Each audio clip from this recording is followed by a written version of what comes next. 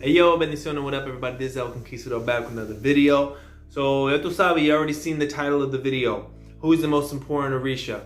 I know all my children of Ochun are going to be up in arms saying without Ochun there's no love, no love. Everything dies. Ochun went to the moon and she left and all the Orisha was like, oh my gosh, what's going to happen?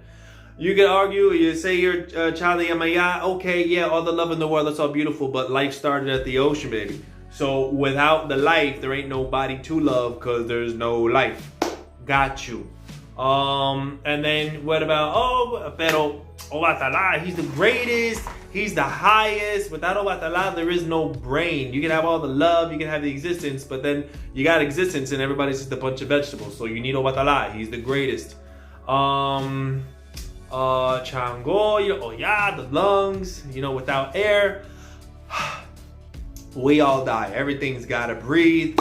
And if it doesn't breathe, but then it has some kind of system of flowing air through it. Even Chango, lightning. You die, whatever, they bring you back to life with electricity. Boom, Chango. Without Chango, there's no life. Without Chango, there's no Batala. What else? I'm trying to think, who else? Anybody super important? Oh, you say, Obanani. Without Obanani, there'd be no structure, there'd be anarchy. She's the one that progresses humanity when it comes to the mind. Oh, but what about Ogun? He's the one that, ingenuity and creation. So literally this can go anyway. Anyone can argue that Ochun is the most important. Now keep this in context. I'm talking about the most important concerning La Regla de Ocha as a tradition. Not just who's got the coolest superpowers or something, That friggin' if Yamaya is over here riding waves and Ochun is over here waterbending like Katara versus Chango who's over here spitting fire out of his mouth. I'm not talking about that. I'm talking about as a tradition, as we as physical people work the tradition, who's the most important? Even Olokun, Olokun's important too. So who's the most important Orisha, in my opinion? And keep in mind, this is subjective. Anybody could argue anyway. Yes, the greatest divinity, he's the highest, he's the oldest, he's the greatest, Obatala. He's the greatest, he's the best. We all know that. That's all fine and dandy. Without Ochun, yes, without Ochun, there's no love. Without love, we all die. We all know that. But as a tradition, in my opinion, the most important Orisha is Osain. That's who my money's on when it comes to La Regla de Ocha. Why Osain?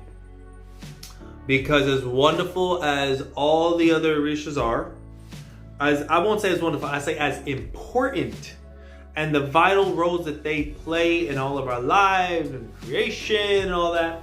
Without Osain, there is no, there's no birthing any Orisha. You cannot birth. I think there's a big misconception that that Orisha is birthed through like chickens and goats and stuff, but the Orisha's already been born by the time they get to that step. Feeding an Orisha doesn't mean that it's being birthed. Feeding an Orisha means you're empowering it and giving it the acher from something that was alive and giving that life to, for sustenance. Same way we eat meat, when we eat chicken nuggets, same crap. But something that's dead doesn't eat, so to speak. Meaning the Orisha's already been birthed. How? Through Osain. Without Osain, there is no Orisha. There is no birthing anything. Everything begins and ends with Osain. You could say Ochun, she has a more vital role because everything begins and ends with fresh water. I mean, hell, we got to start everything with an omitutu. And even Osain, without the water, There'd be no growth. Osain is the vegetables, the trees, the herbs. But then you can say, oh, pero Orisha Oko, and Osain on Orisha Oko. Orisha Oko is the soil, the earth. Without Orisha Oko, there is no Osain. And Orisha Oko and Osain are like, they're boys, you know, they gotta be, because they're so damn intertwined. Saying Osain and Orisha Oko is like saying Ogun and Ochosi.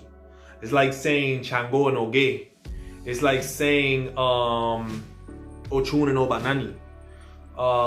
Who else? It's like saying Obatala and Igbin, or Iwin, which is the snail.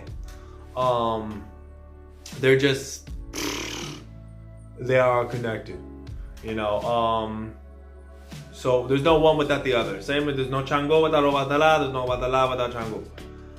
But yeah, in my opinion, the most important Orisha in the pantheon concerning the tradition is Osain. Without Osain, you cannot birth nothing. Osain is the plants, ewe, the herbs. Kuru kuru bete, mariwo Osain, mariwo re, mariwo. Kuru kuru bete, mariwo Osain, mariwo re, mariwo. Borotiti lawa tarepo, borotiti lawa tarepo, epopolowo, epopolense. Borotiti lawa tarepo. What else? Kukuru, kukuru, tiwi, tiwi ala mofiena, tiwi, tiwi, kukuru, kukuru, tiwi, tiwi ala mofiena, tiwi, tiwi. What else? Borotiti lawa tarepo, borotiti, I already did that one. Let me think. I can't remember there's like mad cantos. There's not so many. It's like you can't compare the amount of songs that exist for Chango and Osain. Like there's a ridiculous amount of songs for Chango. But Osain is sung to when birthing a santo. He is, and for me, he's the most important. You know, and then after every song, I say Osain. Or I say Osain, and then they go and sing on to the next canto. So yeah, let me know what you guys think. Who do you guys think is the most important? I won't say the most, you know, popular, because if it was popular, it'd be friggin' between Chango, Ochun, and Yamaga. Or the most, I won't say who's the most coolest or the wonderfulest. Who's the most important? For me, as it pertains to the tradition and the tradition staying alive, Osain is the most important. Osain is the one that has a really big ear and a really tiny ear. One arm, and then I don't know if it's like one arm that's like super duper strong and then one that's really weak, or it's just one arm and then he got straight up a missing arm. And then some show him, you know, like a big ear, small ear, one arm, no arm, and then one leg, no leg. And then the oxymoron with that is like with his really big ear, he's completely deaf. With his really tiny ear, he can hear a mouse on the other side of the planet. And then there's Patakis concerning how he has the missing limbs and how he, oh yeah, and he's blind from one eye. He has one eye. So shriveled up ear, really big ear. One amazing eye that can like see everything, and then one that's completely blind. So you know, that's Osain. What else about Osain? I wish I could remember his song. I would totally sing for you guys. Let me know in the comments below if you want to hear those, hear the cantos for Osain. Osain is the Babatobi of Chango, the godfather of Chango. Chango respects Osain a lot. In the beginning, Osain owned all the herbs. He's the owner of all the herbs, but he kind of got greedy with it, and all the other Orishas was like, yo man, this dude gotta share, bro. I want herbs of my own. So then some pataki happened, and the herbs, the achesis from the herbs was dispersed, and now, okay, Ochun is the owner of the fern, and then, you know, Rokun owns the watercress, and Even Olokun owns a lily pad, but if it comes from the earth, it's Osain. If it's even born in water, if it is vegetation, it belongs to Osain. And you cannot birth an Orisha without Osain. You could have all the goats and chickens you want, but until Osain is present and all the santos are washed in Osain and herbs being used interchangeably, literally means herb.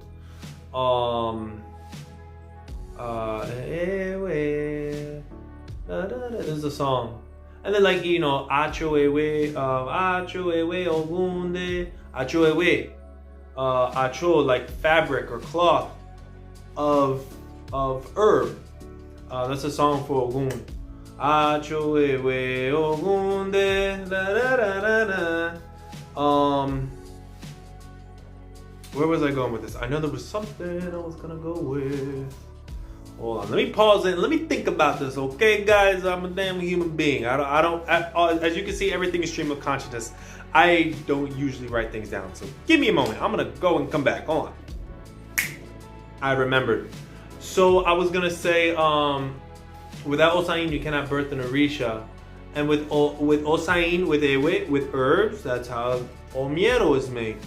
Omiero, omi, water, ero, calm, calmness. Let me give you two examples. Omi, water. Omi, tutu, that's cool water. Omi, ero, the ero, ero, baba, ero, calm, calmness, father. That's a song for Batala, and they're saying ero. So when you put the two words together, omi, ero, it sounds like one word. Omiero. Omiero, that's made with Osain. So without Osain, there's no omiero. No omiero, there's no birthing, nothing. The whole tradition gotta stop in its tracks. There's no more birthing, nothing. Everybody's lineages stop. Even Palo stops. They just, in Palo tradition, he's Guru Finda. Either way, Osain in Ocha, Guru Finda, in Palo Mayombe, Palo Briumba, Palo Kimbisa, Palo I can't remember the other lineages. Guru Finda over here, Osain over here. Either way, Palo, Ocha and Palo rely on herbs. Without herbs, nothing can be birthed. So that is why, in my opinion, Osain is the most important Orisha. And people who study herbs are called Osainistas. They're the people that just study herbs. I personally find herbs and the study of which super duper boring. I don't like plants. I don't like herbs. I like eating them, and they look kind of cool. But yeah, even grass, all of that grass belongs to Elegua. You can put grass, cut some grass off your lawn straight up and just pour it on top of Elegua and Echu. Loves that. That belongs to Osain.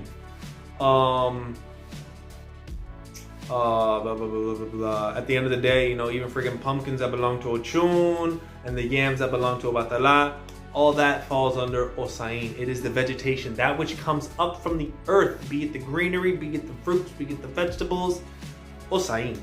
And then it breaks off, okay, so Ochun owns the pumpkin or the calabash, and Elegua, you give them grass, and the watermelon goes to Yemaya, and so on and so forth. The palm tree belongs to the Chango, the royal palm tree and whatnot. At the end of the day, it all goes back to Osain. So let me know what you think in the comments below. The most important santo, again, this is all subjective. If you believe that Ochun is the most important, the tradition, she's the owner of the tradition. Obatala is the king of the world. Obala obala dide, obala feyesimoro, obala dide, obala ye. King of the world. O Badalas, king of the world. Ochun is the owner of La Regla de Ocha. But the king of La Regla de Ocha is Chango. So they all got their place. In my opinion, Osain is still the most important. Without him, this tradition, nobody else gets crowned. Everybody's lineage stops. And there'd be no more santeros on this earth. No matter how many rivers there are, no matter how many oceans, you know, the first day of crowning, you got to go to the river. It don't matter how many rivers you go to. Without Osain, everything comes to a halt.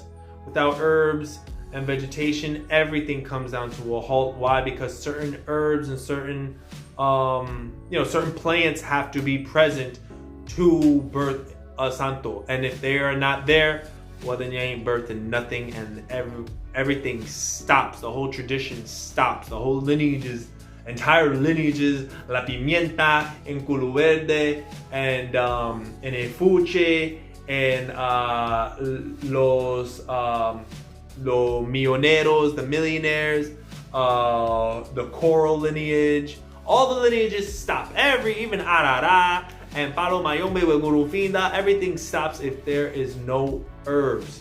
Without herbs, you don't birth nothing. You don't birth nothing, the lineage stops. I'm gonna end it at that. Peace out, bendición. Let me know what you guys think, okay? Comments below. Talk to me. Let's have a conversation. And yes, I did stumble. I'm not gonna redo that again. I already did this video like 3 times. I'm not gonna redo this again. Peace!